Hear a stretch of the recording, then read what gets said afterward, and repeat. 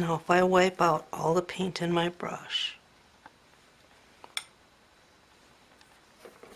and it's just, you know, paper towel wiping dry with the medium, I should be able to come back and do some blending on each one of these feathers.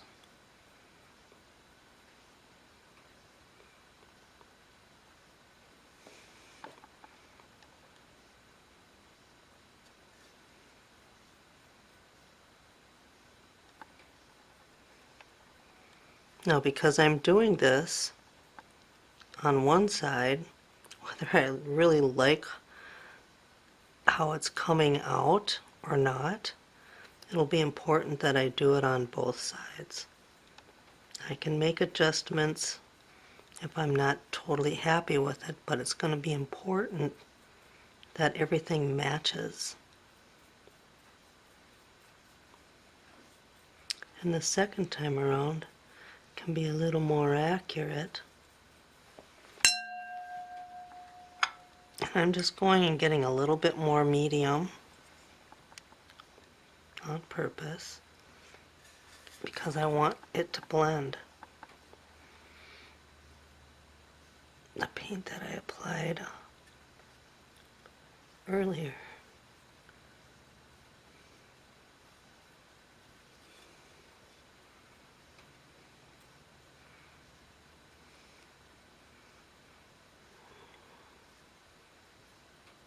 And think about the direction of the barbs and pull your brush accordingly so it's not working against what would naturally occur in the feather.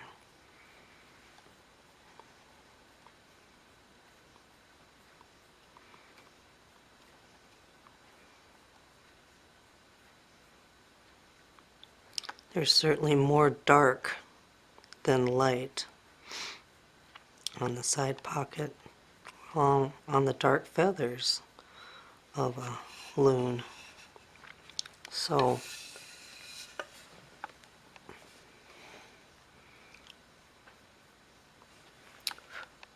that is, get that off. All right. I'm just blending that paint that was applied, and it's kind of set up a little bit in the direction of the feather barbs.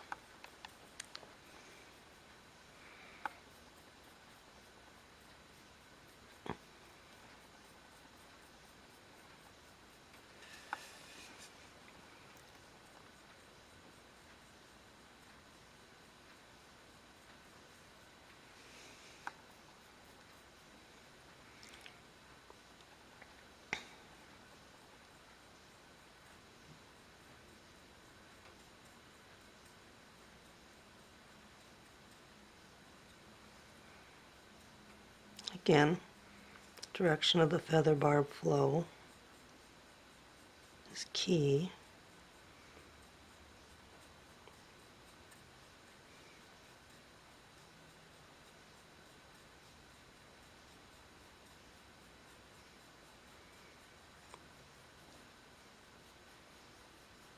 And a brush that can achieve that. Do the same thing with the other primaries.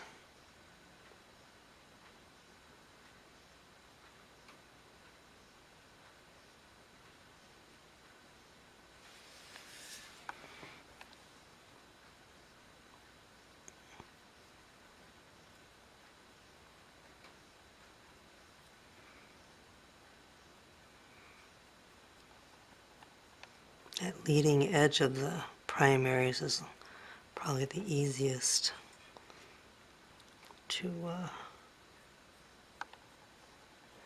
do this with. It's all the same direction.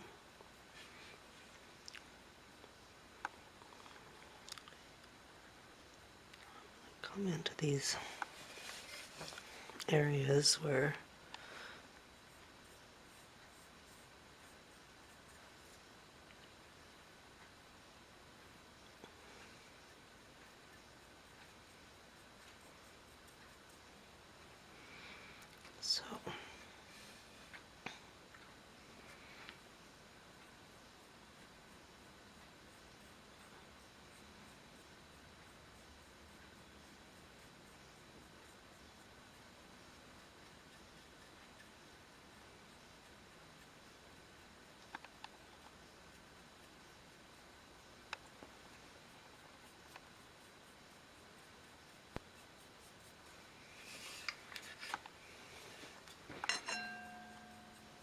So this first application of the dark brown is basically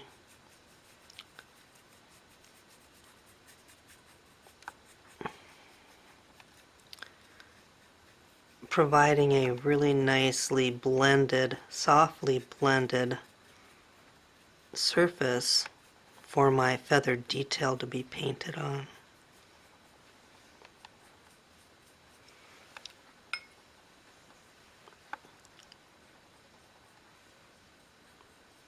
You notice how I'm pulling from where the paint is heaviest into the center of the feather.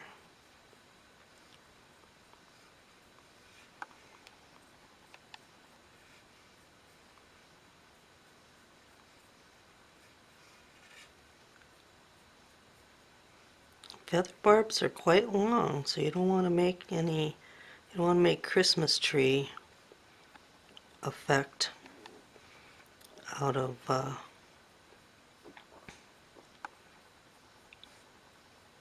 by making really short, stumpy strokes with this brush. You can see that I'm going right up.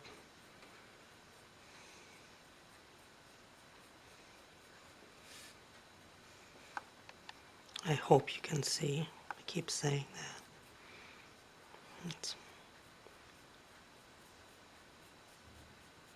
Remember, I have to come back and paint all those spots on.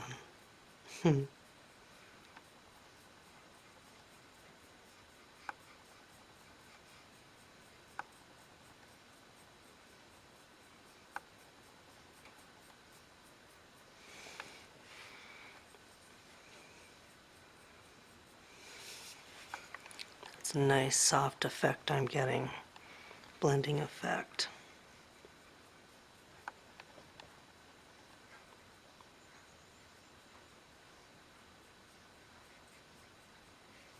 And don't take it all the way up to the base of the feather.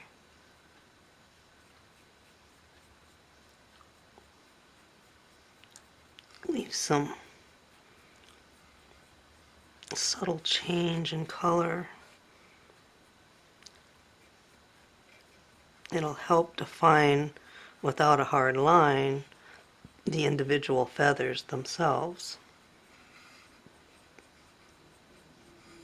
Then you don't lose all that detail you worked so hard at adding.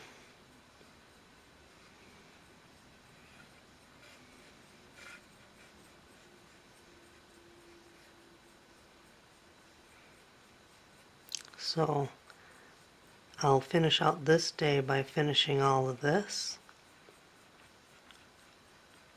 And then tomorrow I cut back my medium that I'm painting with to 50/50 Grumbacher turpentine and 50 well, it'll be 50 turpentine, 50 of the matte medium number 1.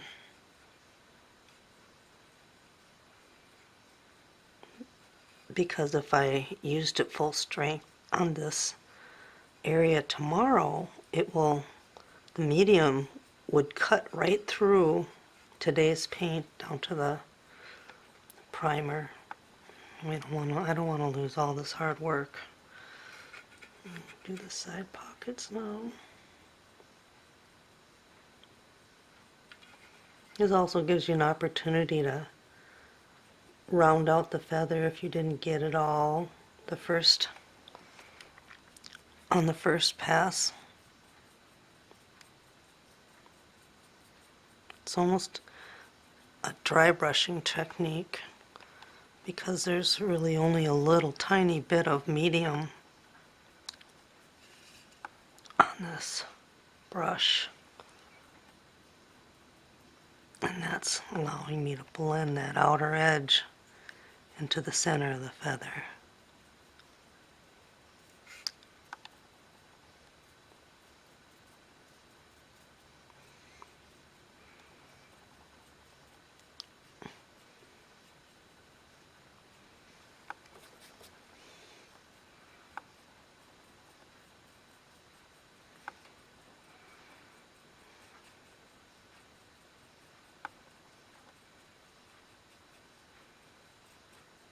I might paint the bill before I finish today so that it doesn't have all that green overpaint on it. That kind of bugs me.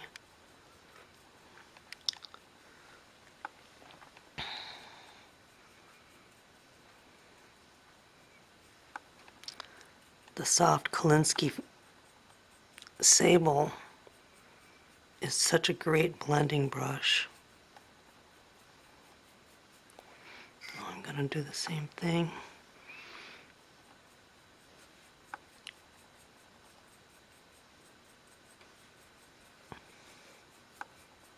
You can see where things didn't blend quite the way I thought they did.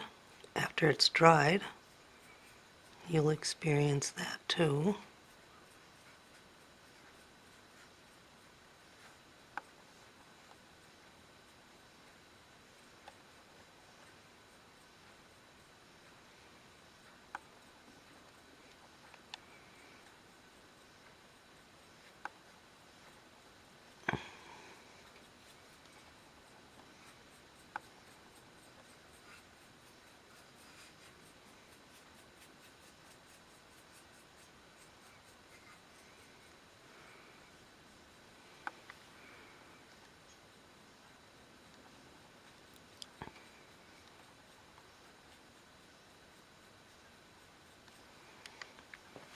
Okay, so it's a big difference from side to side, this to this, this to this.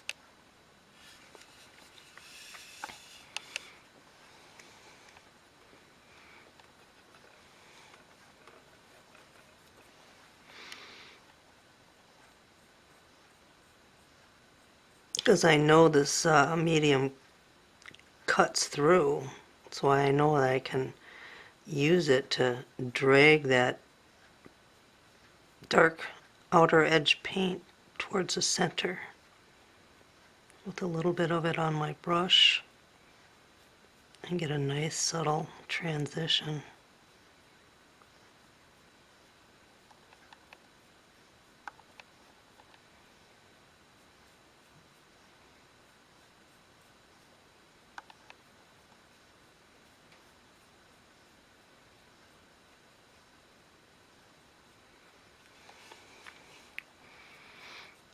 And some people might wonder why I want to paint my smoothies in oils when I can do it so well already in acrylics.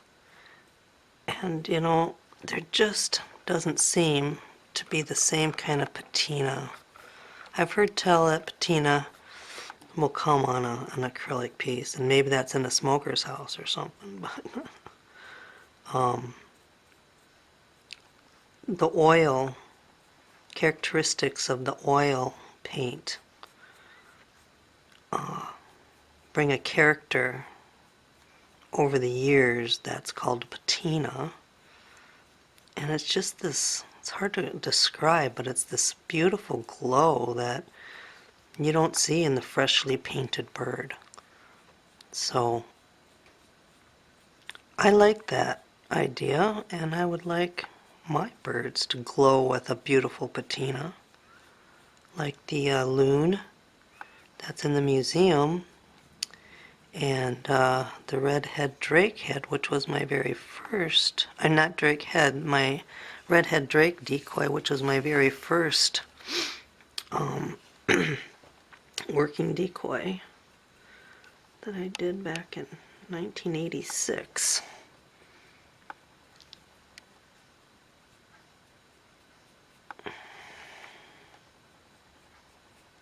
It's hard to get into this area, and it's forcing me to do things a little bit differently than the other side because the head is in the way. So we have to improvise. Okay. Looks pretty good.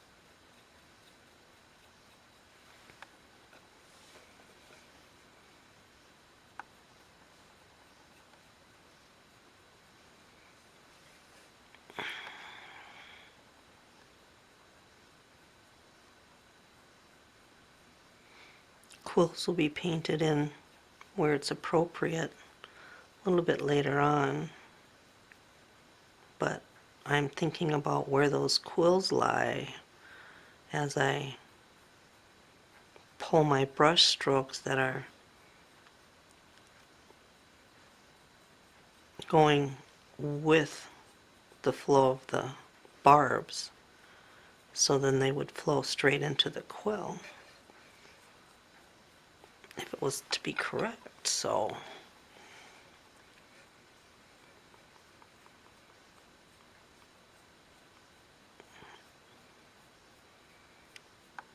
it's really important you take the time to really look at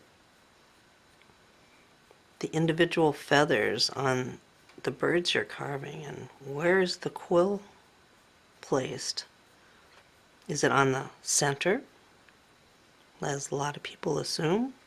Or is it like far to the edge? If it's a primary quill, it's probably going to be far to one edge. On the last few feathers, and the thinnest ones, where, you know, it's considerably different as the feathers get bigger, that quill tends to move closer to the center of the... Well, good morning. This is the way the Loon looks after it's sat for a little over 12 hours, 14, 15 hours.